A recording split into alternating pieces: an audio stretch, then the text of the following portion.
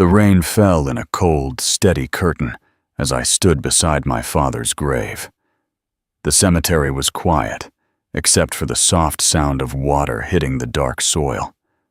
I held a black umbrella that one of the funeral guests had given me, but it did little to shield me from the cold.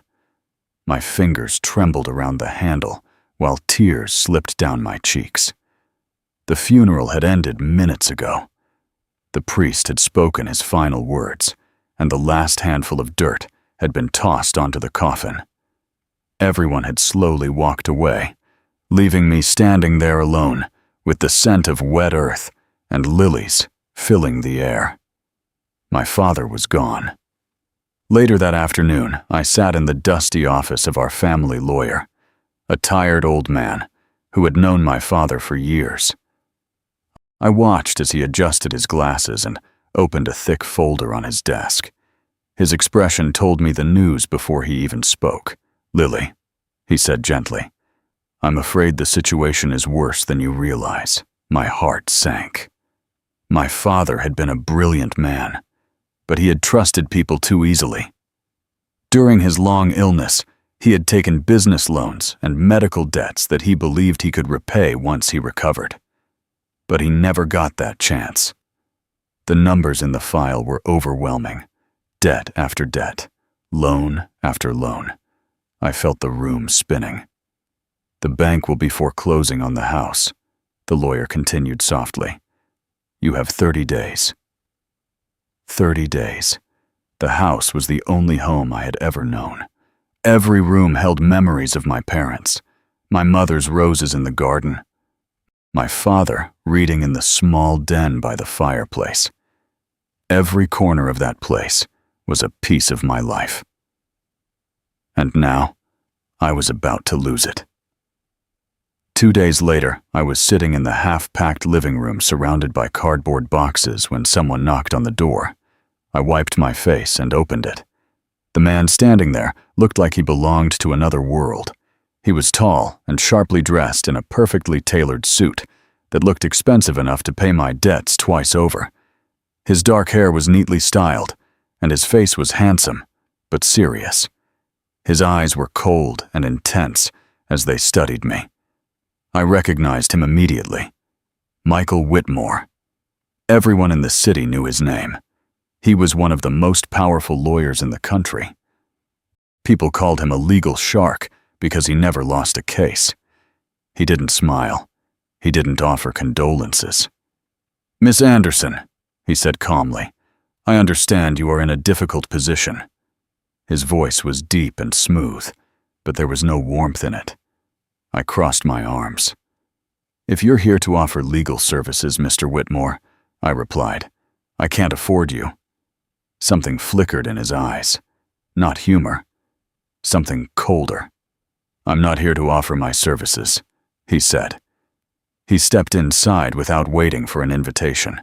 His gaze moved across the room, taking in the boxes and the quiet sadness of the house. "I'm here to make a proposal." I stared at him. "A proposal?" He nodded once. "I will settle every cent of your father's debt." The words hung in the air. My breath caught. "I will stop the foreclosure," he continued. "You will keep this house. Nothing will be taken from you." Hope hit me so suddenly it almost hurt. "Why?" I whispered. He turned and looked directly at me. "In exchange," he said quietly, "you will marry me." For a moment the world seemed to tilt. "Excuse me?" I said. "You will become my wife," he repeated calmly. My heart pounded as anger rose in my chest. "Why would you ask something like that?" His expression didn't change. "That is not your concern." Silence filled the room. Then he added something that made my stomach twist. "There is one condition." I narrowed my eyes. "What condition?" Michael spoke with the calm precision of a man reading a contract. "This marriage will exist in name only. It will last for 6 months. 6 months. You will move into my penthouse. We will attend certain social and corporate events together as husband and wife. And after that? I asked. After 6 months, the marriage ends. I felt my confusion growing. And the condition? I asked again. He stepped a little closer. The scent of his cologne was sharp and clean. There will be no emotional involvement, he said quietly. No romance. No personal attachment. My eyes widened. And absolutely no intimacy. The words sounded cold and final. We are business partners, he continued. Nothing more. If you break this rule, the agreement ends. Your father's debts will be reinstated immediately. My chest tightened. He wasn't offering marriage. He was offering a contract. A 6-month performance. A life without warmth or connection. I looked at his handsome but completely emotionless face and felt anger rise inside me. But then I thought of my father, of the house, of losing of everything. Tears burned in my eyes. I had no other choice. My voice barely came out as I spoke. I accept. Michael simply nodded. He placed a thick leather folder on one of the boxes beside me. The contract, he said calmly. My legal team has prepared everything. Then he turned toward the door. My driver will arrive tomorrow morning at 9. And just like that, he walked out of my life. Or maybe straight into it. The next morning, I arrived at Michael Whitmore's penthouse. The private elevator opened directly into the apartment. I stepped inside and froze. The place was enormous. Floor-to-ceiling glass windows showed the entire city skyline. The furniture was modern and expensive, but the space felt strangely empty. There were no family photos, no personal items, nothing that made it feel like a home. It felt like a fortress, a house built by a man who didn't believe in emotions. A thin older woman greeted me near the entrance. "Welcome, Mrs. Whitmore," she said. The name sounded strange. "I am Mrs. Gable, Mr. Whitmore's housekeeper." She looked at my single suitcase with a quiet expression. "I will show you to your suite." My room was on the opposite side of the penthouse from Michael's. Separate wings, separate lives. Exactly like the contract promised. That night I couldn't sleep. The silence of the penthouse felt heavy. Eventually, I slipped out of bed and walked into the dark living room. And that's when I saw him. Michael stood by the huge window overlooking the city. He held a glass of whiskey in one hand. In the other, he held a silver-framed photograph. His expression looked different. Not cold, not controlled. Haunted. He must have sensed me because he suddenly turned. Quickly, he placed the photograph face down on the table. "Insomnia?" he asked quietly. "Just thirsty," I replied. For a moment, neither of us spoke. Then his expression hardened again. "Remember the rules, Miss Anderson," he said calmly. He deliberately used my old name. "Maintain your distance." And with that, he walked away. But it was too late. I had already seen something he didn't want anyone to see. A crack in his armor. And suddenly, I wanted to know what he was hiding. Our first public appearance as a married couple happened a week later at a shareholder dinner for Michael's law firm. The event was held in one of the most expensive hotels in the city. Crystal chandeliers hung from the ceiling, and the room was filled with powerful businessmen and elegant women, dressed in designer gowns. Before we stepped out of the car, Michael leaned slightly closer to me. "Smile," he murmured quietly. Camera flashes exploded around us as soon as the car door opened. Reporters and photographers were everywhere. Michael placed a firm hand on the small of my back. The touch was cold and formal, but there was something protective in it too. "You are now a Whitmore," he said softly. "Act like it." I nodded. Inside the ballroom, the air buzzed with quiet conversations and the clinking of glasses. I stayed close to Michael while people greeted him with respect and curiosity. I could feel their eyes on me. They were wondering who I was, why a man like Michael Whitmore had suddenly gotten married. I kept my smile calm and polite, answering questions carefully.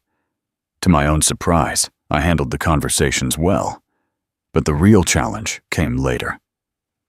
I was standing near the bar when a tall, elegant woman approached me. Her silver hair was perfectly styled, and her sharp eyes studied me with clear judgment. This was Michael's mother. "Mrs. Whitmore," she said slowly. Her voice sounded polite, but there was something cold behind it. "So, you are the girl who saved the family home."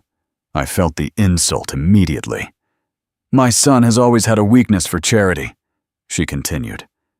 Before I could respond, another voice joined the conversation. "Well, well." A tall man with a smug smile stepped beside her.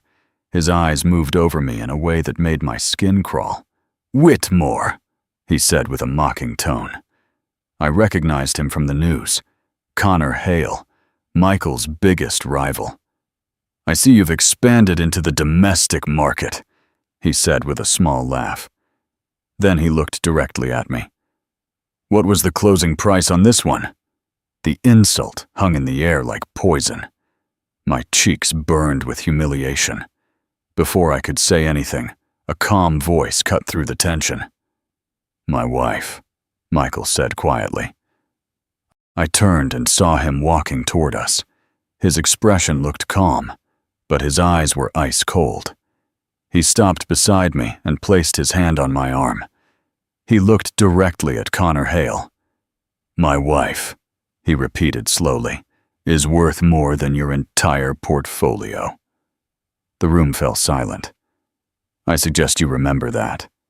Connor's smile faded. Then Michael turned toward his mother.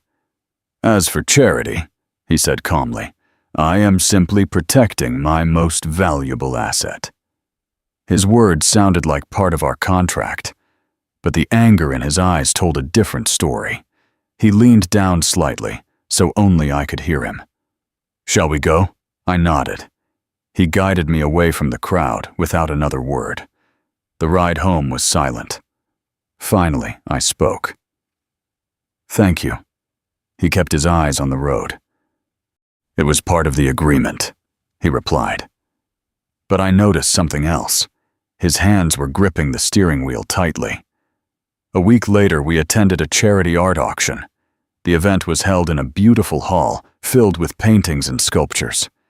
As someone who had studied art history in college, the place felt magical. For the first time since my strange marriage began, I forgot about the contract. I stopped in front of a small landscape painting. It showed a quiet storm over a distant field. The colors were soft and emotional. "It's beautiful," I whispered. "You have good taste." I turned to see a young man standing beside me. He smiled warmly. "I'm James," he said, "part of the museum board." We started talking about the painting, then about art, then about artists we both admired. The conversation felt natural and easy. I laughed for the first time in weeks. A few feet away, Michael stood quietly with a glass of champagne. His face was calm, but I didn't see the muscle tightening in his jaw. When the painting finally came up for auction, James raised his paddle, but another bidder joined, an anonymous buyer. The price started rising. James kept bidding.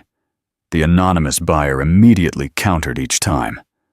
The room grew excited as the numbers climbed higher and higher. Finally, the mysterious buyer made one final bid, a number so high the room gasped. "Sold!" James shook his head with a laugh.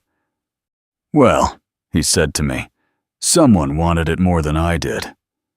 A few minutes later, an assistant approached Michael with a wrapped package. "Your acquisition, Mr. Whitmore." I stared at him. "You bought it?" He shrugged slightly. "I don't like losing." But something about the way he looked at James told another story. Then he placed his hand firmly on my back. "I think our evening is over." His voice sounded calm, but his grip was possessive. Later that weekend, we traveled to his mother's country estate for a family gathering. The house was beautiful, but the atmosphere felt cold. His mother treated me politely, but without warmth. Still, during the weekend, I began to see a different side of Michael. I saw him walking in the woods with an old golden retriever he had rescued years ago. His voice sounded soft as he spoke to the dog. I saw him in the library explaining the history of the estate with real passion. The cold man I had married was not the whole story. There was another person hidden beneath the armor. But everything changed on Saturday night. We were sitting in the living room with his family when the front door opened. A tall, beautiful woman walked in with effortless confidence. Her smile was warm. "Michael, darling," she said happily. My heart dropped. I recognized her instantly. She was the woman from the photograph I had seen that night. Dr. Evelyn Carrington, Michael's former fiancée. She greeted his mother warmly and laughed with his relatives. Then she walked straight to Michael and touched his arm. "It's been too long," she said.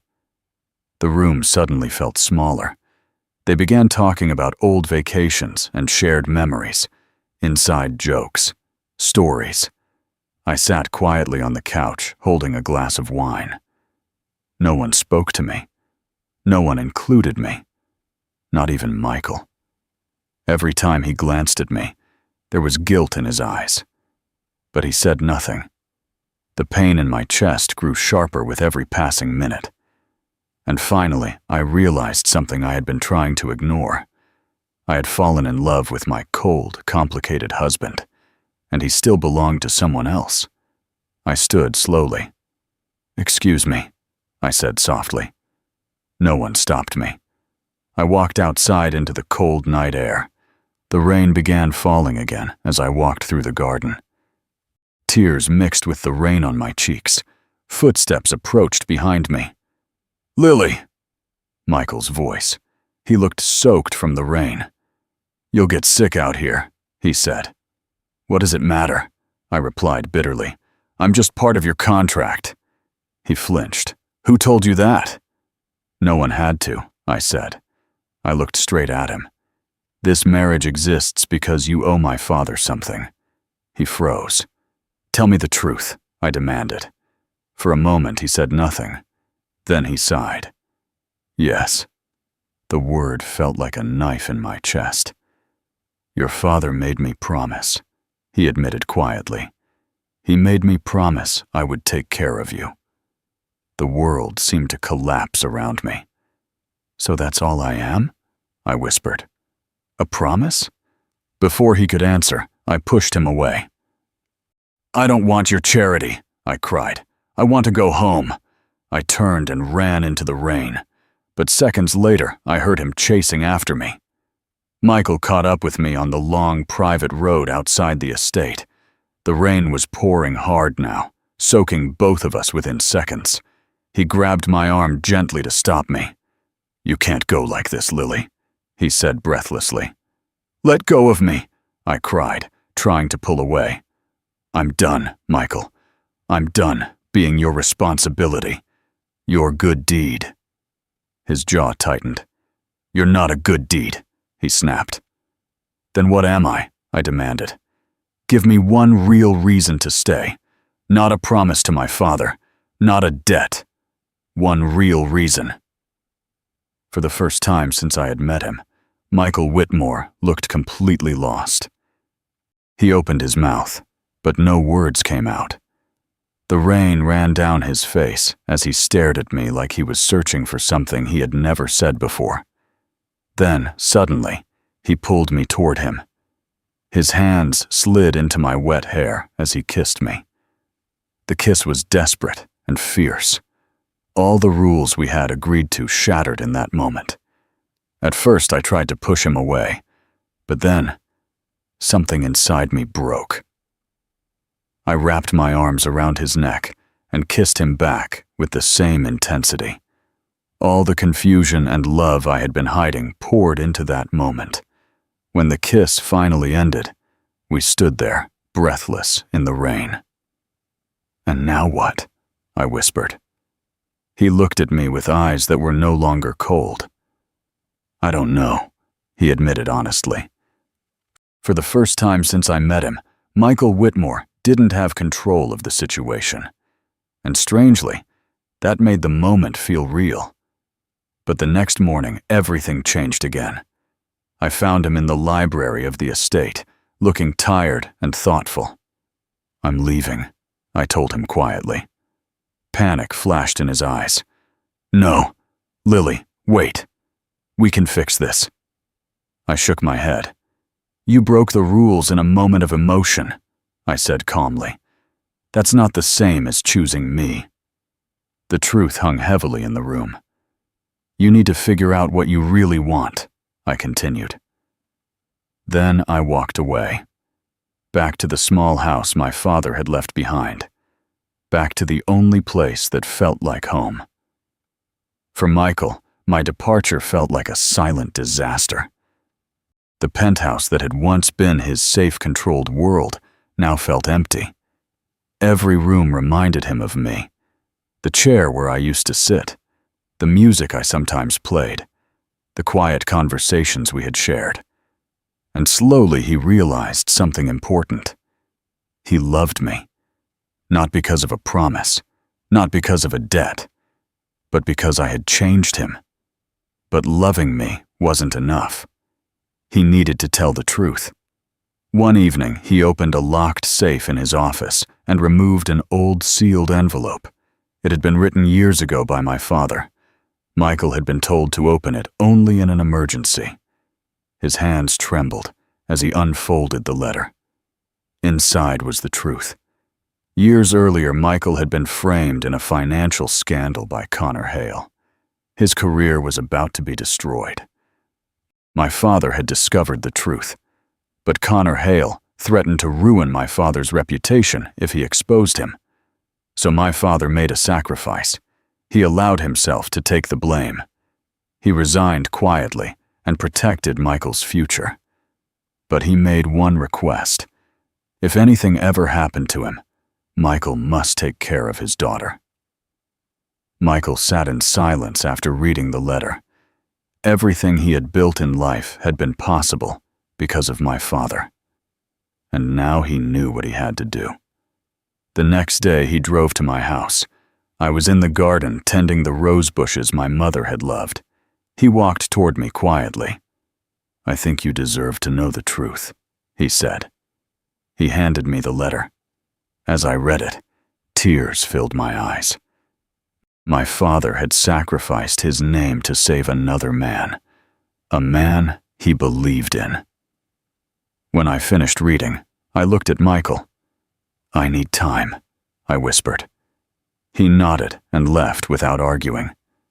But the next few days changed everything. Connor Hale approached me with an offer. He wanted revenge against Michael. He showed me documents meant to destroy Michael's reputation. "All you have to do is help me expose him," he said smoothly. For a moment, I stared at the folder. I had the power to ruin Michael. But then I thought about the man I had seen behind his armor, the man who had kissed me in the rain, the man who had carried the weight of my father's sacrifice. I pushed the folder back toward Connor. "No. My father believed in Michael Whitmore," I said firmly. "And so do I." I left the cafe and went straight to Michael's penthouse. He looked shocked when I walked in. "I'm not here to talk about us," I told him. "I'm here because Connor Hale is trying to destroy you." I placed the folder on the table. Michael opened it slowly. Realization filled his eyes. "You chose to stand with me," he said quietly. "My father believed in you," I replied, "and I won't let his sacrifice be wasted." The next day, Michael called a press conference. The entire city watched. Standing in front of reporters, Michael revealed everything. He told the world about my father's sacrifice. He cleared his name publicly, and he exposed Connor Hale as the man behind the original conspiracy. Then he said something no one expected. "My greatest success," he said quietly, "is trying to be worthy of the legacy of William Anderson and the love of his daughter." I watched the broadcast from my living room with tears streaming down my face. That evening, Michael came to my house. He didn't knock. He simply stood at the door and waited. When I opened it, he looked nervous for the first time in his life. "That was the bravest thing I've ever seen," I said softly. "It was the only thing that mattered," he replied. Inside the house, we talked for hours. No contracts, no rules, just honesty. Finally, he took out a small velvet box. But instead of opening it, he placed it on the table. Then he pulled out a small key. "This house belongs to you completely now," he said. "No debt, no conditions." He pushed the key toward me. "And this," he said, pointing to the box, "is a question." He looked into my eyes. "I love you, Lily, not because of your father, not because of a promise, because you are the woman who changed my life." He turned to leave, giving me the choice. "Michael," I called softly. He stopped. "I don't want you to join my life," I said. He looked worried. Then I smiled. "I want us to build a new one together." The relief in his eyes was overwhelming. Months later, we stood in the garden of my father's house. The roses were blooming again. Our wedding was small and simple. Just family and close friends. When Michael took my hands, his voice trembled slightly. "The first time I met you," he said, "I thought you were the solution to a problem. I was wrong. You were the truth." When it was my turn, I smiled through happy tears. "I thought you were the storm that destroyed my life," I said softly. "But you were the shelter." When we kissed as husband and wife, it wasn't a desperate kiss in the rain. It was calm and full of promise. Later that evening, Michael showed me a wedding gift.